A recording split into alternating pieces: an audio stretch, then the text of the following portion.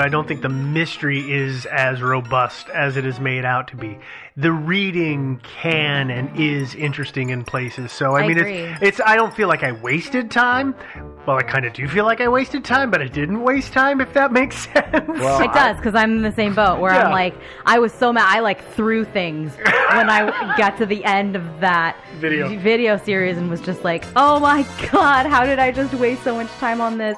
But at the same time, I am happy that I watched it because there's some really interesting stuff going on there. Mm-hmm. If only it's an interesting examination of how people can extrapolate out, given the tiniest little bare bones of information. That's exactly it. And it's the phenomenon of people reading so much into this. Mm-hmm. That was, maybe that was the point of the whole thing, was to say something just really vague and meaningless and just see if people jumped on it and how far they took it. Well, I mean, it's an interesting idea, right? Like, as you said, Joe, when I was starting to talk about this mystery, you were like, well, it's a really old mystery, though, right? It's from, like, the 80s. Yeah, the It's 70s. pre-internet. Yeah. And I said, no, it's from, like, 94. And you said, but Pink Floyd was making music. They were all dead by that time, or in nursing homes. Right? Yeah. You know? And I think there's something to be said for a marketing team to try to create almost like a pre-viral sense around this. I mean, do you think as many people would still be talking about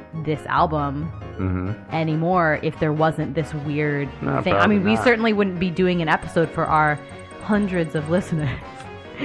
Our tens of listeners. Yeah, there you go. That's better. You know, I mean, because it just wouldn't be like, we wouldn't care that Pink Floyd released an album in '94, but now we're talking about it, and I bet a lot of people are going to be like, oh crap, they did? Like, let's go listen to it. I was reading the song list and realized I knew at least one of the songs off of it. It's like, I'm sure you've heard at least a few of them. Yeah, I was like, oh crap. But they're good. It's good. They are a band that I always associate to be farther back in time. It's Way like, further. except for that 70s, yeah. Yeah, except for it's almost like the Eagles, except for that one Hell Freezes Over album that they made. They were 70s, yeah. Yeah, and so you always just, now I'm going back to this time frame of music. So. Totally. Yeah. Yeah. That's when I knew Pink Floyd. I was a kid and I was listening to their stuff, you know. Mm-hmm. So yeah. I just thought it was kind of an interesting little mystery. Oh yeah. Well, it is. Sorry like I said, to make you guys trudge through the research. Oh Jesus. Well, again, it's just like I said, an interesting study for the psychologists of how people can seize on one tiny vague little thing and make something huge out of it. Yeah.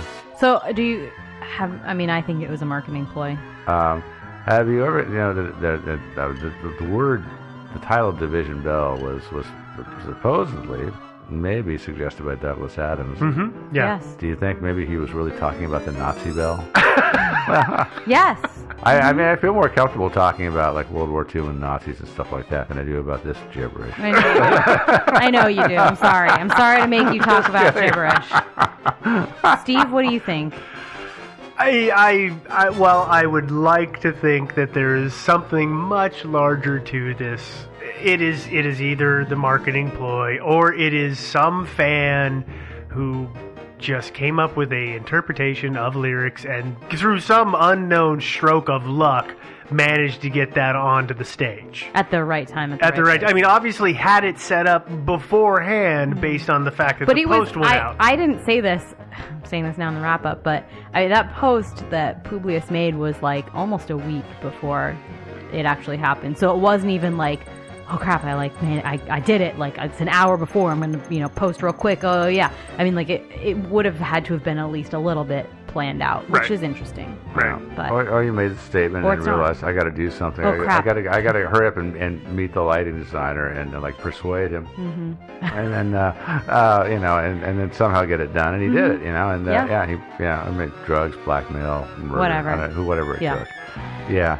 Well, but I will buy your theory, though, that it was a marketing ploy. And they thought, let's use this new weird Usenet thing and see if we can. This new internet thing. Yeah, exactly. Well, we all know it's not going anywhere. No. That internet thing, it's never going to take off. It's never. Nope. As previously mentioned, we're going to post some links. I'll try to post the most interesting, useful links to you. I can't make any promises. Those links, along with links to merch and also the ability to listen to and download our episodes, can be found on our website, which is thinkingsidewayspodcast.com. You can find us, if you don't want to listen to us through our own website, you can find us on iTunes and almost all streaming sites. If your podcast provider of choice allows you to subscribe and leave a review and a rating, please do so. That's how other people are able to find us and find out more about us before listening to us. Though we hope they'll just listen to us, blindly, like sheep. Yeah, as you should. Follow, do everything we tell you. Buy our stuff. Do it. Do it. You can find us on social media. We have a Facebook group and a page, so you can like the page and join the group. We have a Twitter, which is Thinking Sideways. We also have a subreddit, which is Thinking Sideways. No trend anywhere. If you are Publius or Uncle Custard or Nick Mason or any other person involved with this case, what? I think he's dead. Yeah, that's okay. Okay. We've asked dead people to email us before. Okay. You can phone from beyond the grave. It's been done. No, you can't, Arthur C. Clarke. It doesn't work. If you are anybody who wants to get in contact with us for any reason, if even you just want to yell at me for butchering the idea of Pink Floyd, that's fine with me. You can send us an email at thinkingsidewayspodcast@gmail.com. And we do respond to every single email we get. Or our interns but do. But it does sometimes take us a little while, so thanks for your patience in that. Yeah. All of that having been said, I think we're going to go ahead on out of here. That wasn't a coherent sentence, was it? It was just like the quotes you've been reading. Great! Yeah. Nothing here. Bye. Hey guys, do you want to see that really cool wig that I got from the Pink Floyd concert? Yeah. I'm going to have hair again. Let's do it. Cool. Bye. Bye.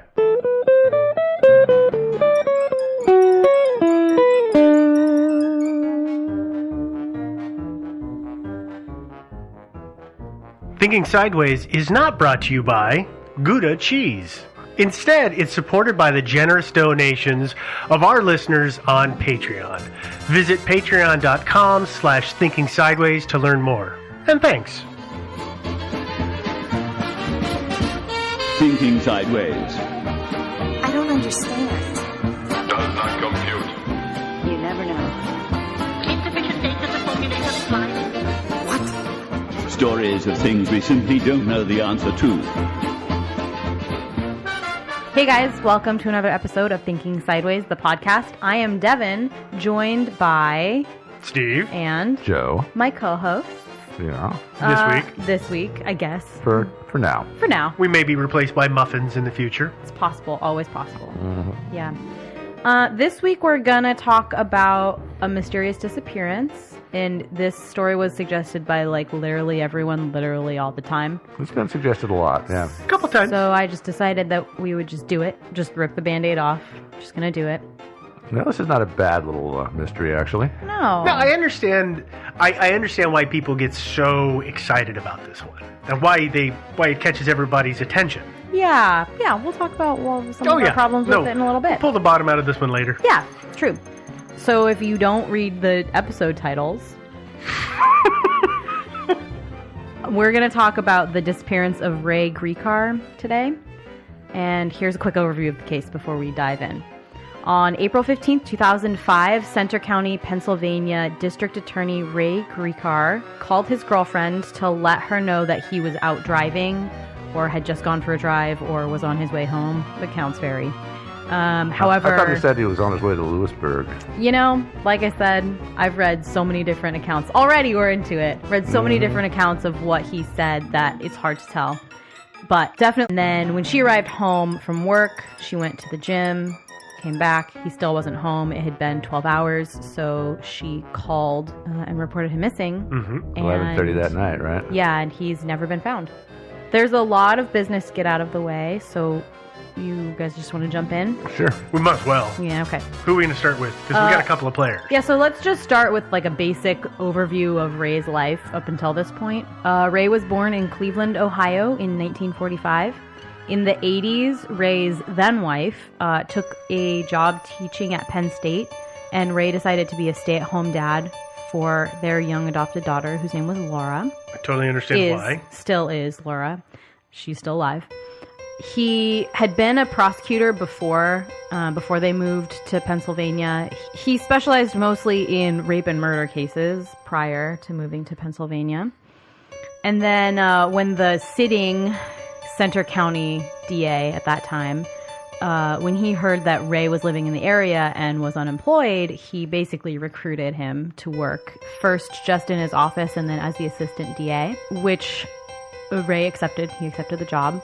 I think it was part-time at first, and even when he became DA, spoiler alert, when he was elected DA in 85. Thank you, in 85, it was still a part-time job Yeah. until a few years later when Ray petitioned for it to become a full-time job. Mm-hmm.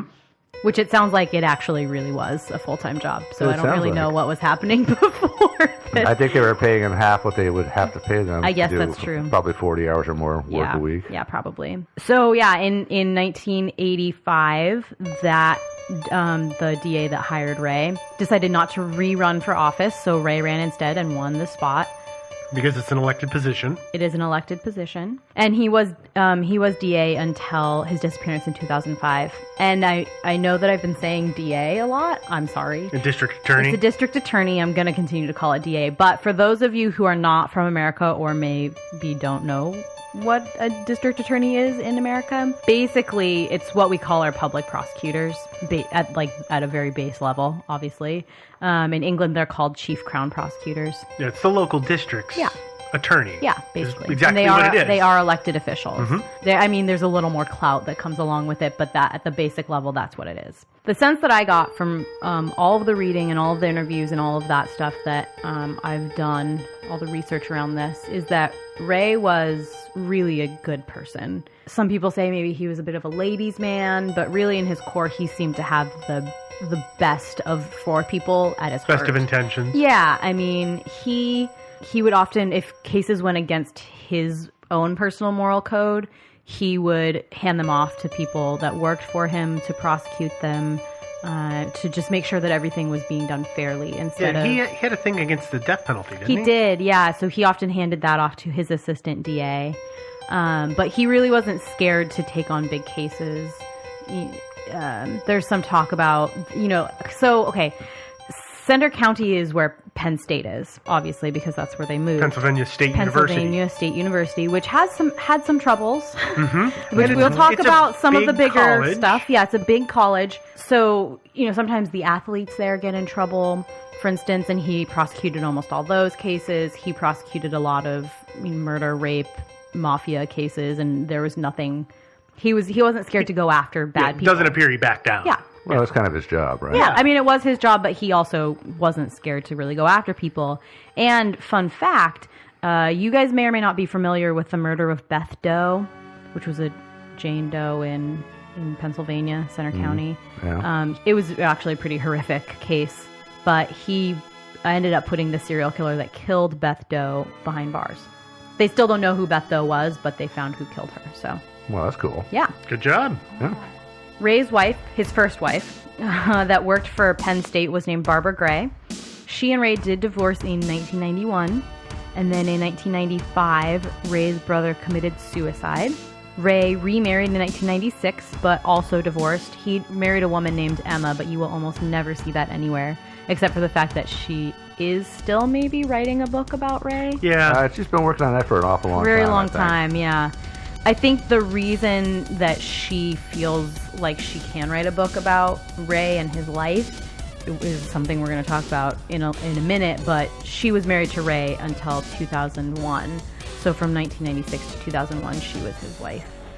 And then, they divorced in 2001, and then in 2002 or maybe 2003, it's hard to tell, Ray moved in with his air quotes longtime girlfriend Patty, who also worked in the district attorney's office. I keep using air quotes with the longtime girlfriend thing because it was 2 or 3 years. They were together for 3 years as actual adults over 40.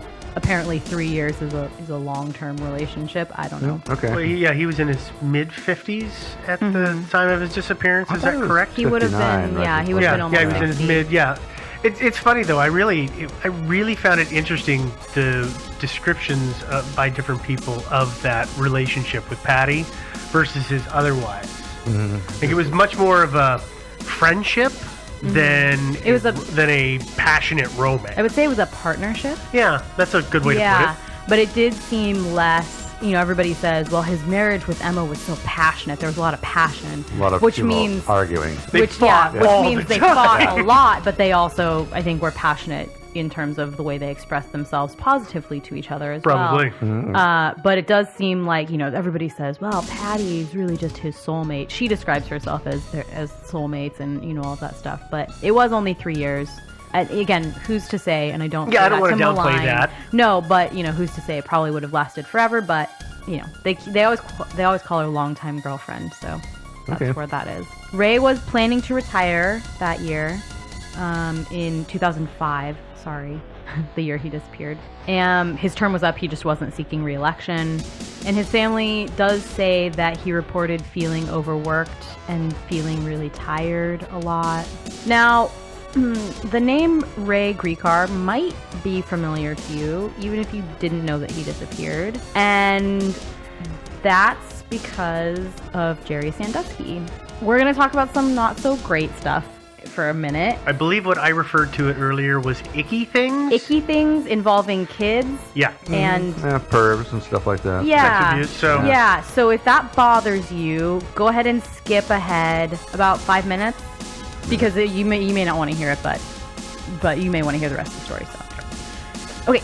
So let's talk about the gem that was Jerry Sandusky. Still is. I'm sure 95% of our listeners have heard of this guy.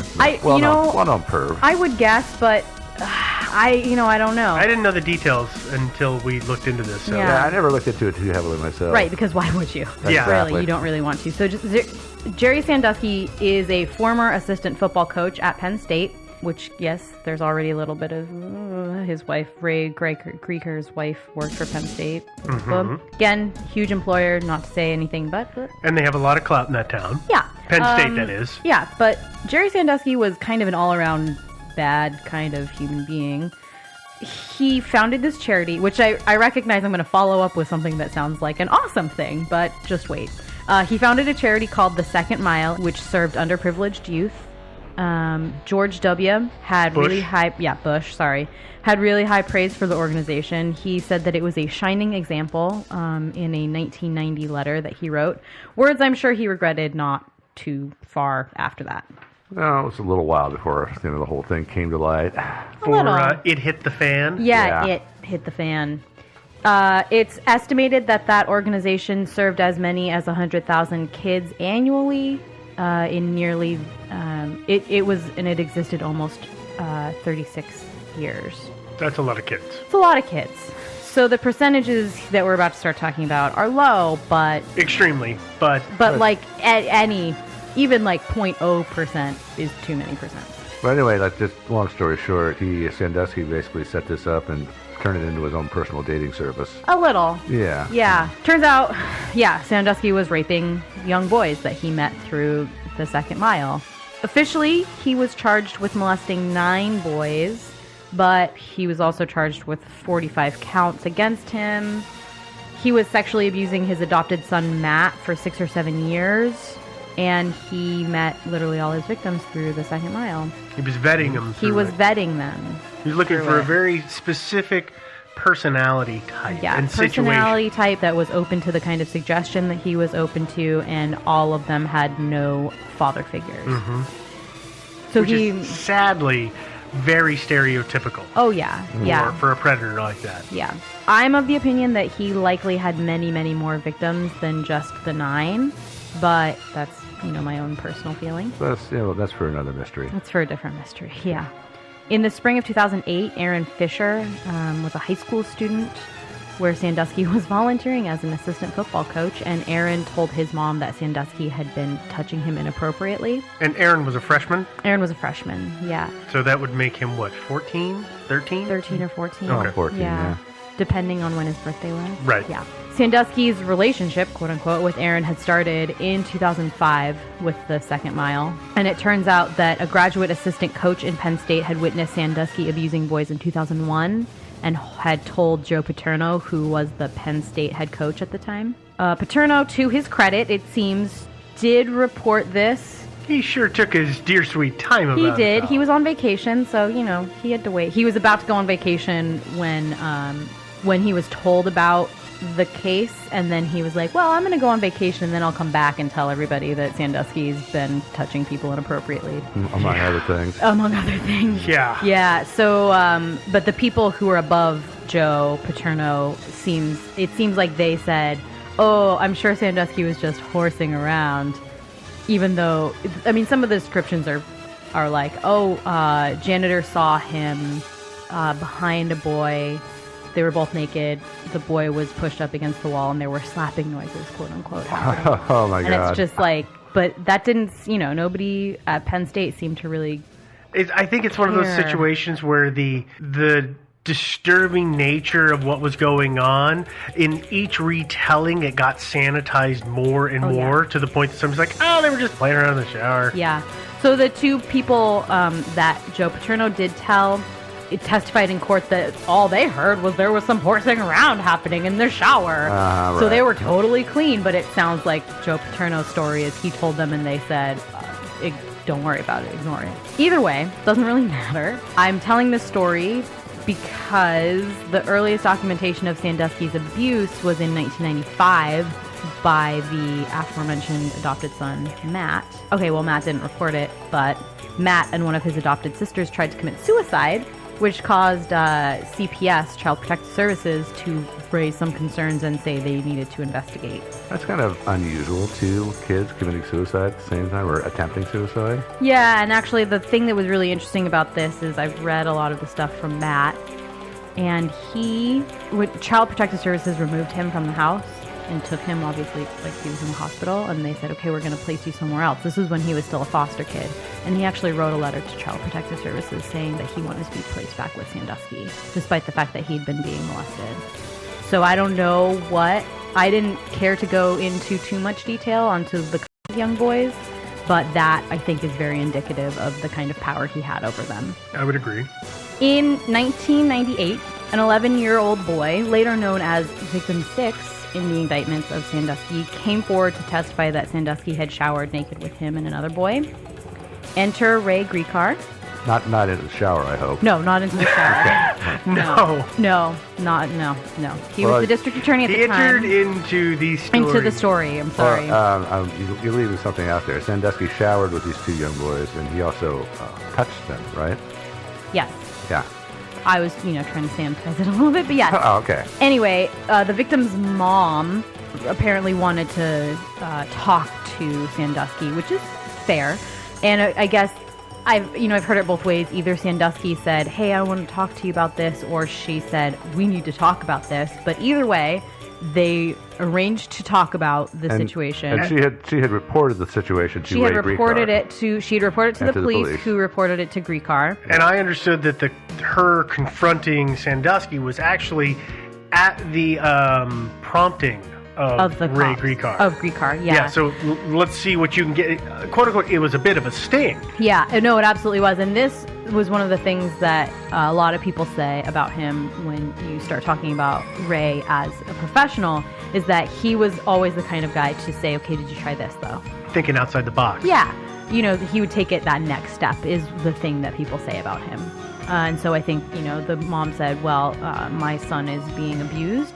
And he said, okay, but we need something more concrete than your 11-year-old child saying that. So sadly. Yeah, unfortunately. So let's see if we can get Sandusky to admit it.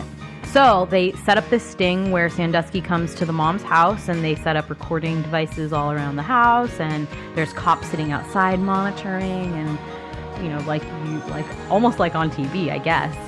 And apparently Sandusky says, and I quote, I understand. I was wrong. I wish I could get forgiveness from you. I know I won't get it from you. I wish I were dead. Unquote. Which sounds like an admission to me, but okay. Yeah, but it's not, he doesn't actually say, really confess He to doesn't. anything. That's true. Yeah, there's nothing there. There's nothing. Unfortunately, there's not. And I think I was probably smart on Sandusky's part, unfortunately. So Ray decides there's not enough evidence to prosecute Sandusky. I agree. I think there probably wasn't enough. Unfortunately, again, you can't just say it's gonna be this grown man who was really well respected in the community. It's gonna be his word forces versus an 11-year-old boy. Well, I'm sure he probably sat down with the mother too and probably said, look, this is going to be a high-profile case, a lot of publicity. Your kid's name might not stay secret, and so. Well, and that's the hard part with any kind of situation. This is almost they're a watershed moment. It's kind of like the Cosby case. One comes out, and everybody goes, "That didn't happen." And then suddenly 5 dozen more come out. And then suddenly a whole bunch more show up, and that's when it gains momentum. But there may not have been enough there for him to say, I really think that this could go. I mean, I'm sure that's why he didn't pursue it. He didn't have even enough to begin with. Yeah, and but unfortunately, a lot of the stuff that Sandusky did eventually get charged with happened after that. So a lot of people talk about if Ray had just prosecuted Sandusky, none of this would have ever happened. And I don't know that that's true. Sandusky may have started getting sloppy. Yeah. Is that what you're getting at? Well, no. I just mean that people blame Ray for Sandusky's actions. There were a lot of people who enabled him. Ray Griecar was the least among them. I would agree. I totally agree with that. All of his victims should have said something, number one. But a lot of other people suspected. And by the way, we're not pointing a finger at victims for not coming forward. God, no. I understand. I understand what you're but I your understand statement. why they wouldn't. Right. I don't too. want anybody to be upset by that. Yeah. Anyway, this is not an episode about Sandusky, though. Thankfully. Yeah. We're not. I can pretty solidly say we are never doing an episode on Sandusky. I can guarantee that. Yeah. I don't have a lot of interest in that case, actually, but Okay. I will say, though, you can't talk about Griecar without talking about Sandusky because the internet thinks they're intimately connected. Yes. So that was just a little bit of really icky background. I promise it will factor in again in a couple minutes. Without the ick factor. Let's get back to Ray Griecar, shall we? Mm-hmm. Yeah. And Patty. Yeah. On April 15th, 2005, around 11:30, Ray calls his longtime girlfriend Patty to let her know that he's been driving. It's very unclear in all of the stories that I've read. I've read that Patty said he was playing hooky the entire day. I've read that his colleague said he was playing hooky for half a day, like he was going to take half a day off. I've heard that he was actually working. I've heard that he was driving home. I've heard that he was driving that he told her that he was driving to somewhere. Yeah, all I know is that he said, I'm driving in this valley, which for all I know, I mean, it could be that meant he was on his way somewhere. It could mean he was on his way home. We don't know exactly what was said on that phone call. We really don't. Yeah. But we do know that the cell phone pinged a tower that was next to Highway 192. So he was driving down that road. He was, yeah. No, absolutely. And that's not an issue for me. It's just what he was saying and what the circumstances surrounding this are. And that, I think, is very important because there are some things that people bring up as being weird that aren't weird if he was coming from work, say, right? But if he was playing hooky the entire day, it is kind of weird. Well, but the thing is I know Patty said that he decided to go driving. Mm-hmm. Yeah. Which he did was frequently. He was known to go take I'm not one of those guys, but some people like to take a 3-4 hour drive and just drive. Yeah. Mm-hmm. And he loved his little car. He had a red Mini Cooper. Yep. Oh. And he loved to drive that thing. Yeah. Which is always hilarious to me because do you know how tall he was? 6 feet tall. I thought he was like 5'7", 5'8". No, he's 6 No, he's a big guy. And it always cracks me up when I see big guys in Mini Coopers, except Mini Coopers fit tall people. They do. Which is the amazing part about the Mini Cooper. This episode brought to you by Mini Cooper. Yeah, product placement. Yeah, for real. Yeah, I do think that he was driving on 192 east-northeast to Lewisburg because he was spotted in Lewisburg that afternoon. Yeah, no, there's no doubt in my mind that he was in Lewisburg in that afternoon. Whether he told Patty that's where he was going or not, not sure. Whether he was, knocking off work for a half a day or a whole day, I don't know. All I know is he ended up in Lewisburg that afternoon. I'm not concerned about that timetable at all. No. But again, it does depend a little bit. We'll talk about that in a little bit, actually. So as we said, Patty gets home from work. She doesn't see Ray, so she goes to the gym. She comes back. Calls No his Ray? cell phone a bunch of times. Watches a little Netflix. No, not yet. Drinks a beer.